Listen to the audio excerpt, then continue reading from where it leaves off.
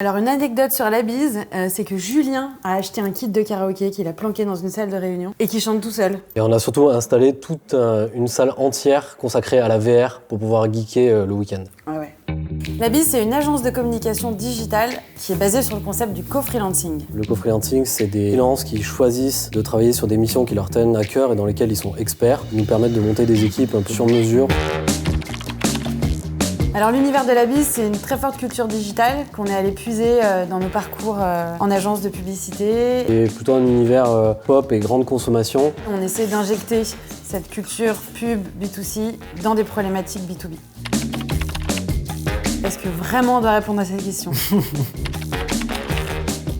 Un secret à vous partager sur la bise et même une actu, c'est qu'on voit beaucoup passer dans les médias que la bise est en voie d'extinction depuis la crise et on se dit qu'il faut qu'on agisse en tant qu'agence. Donc on va faire une opération Sauvons la bise. Insta, LinkedIn.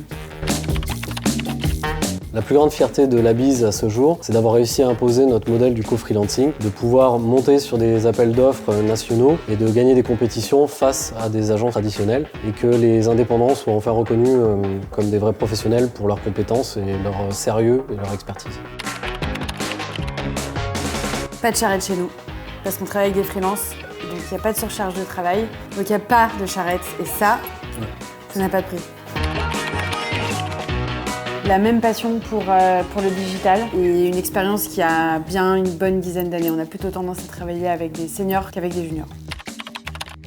Plus que jamais, en 2021, cultivons la bise.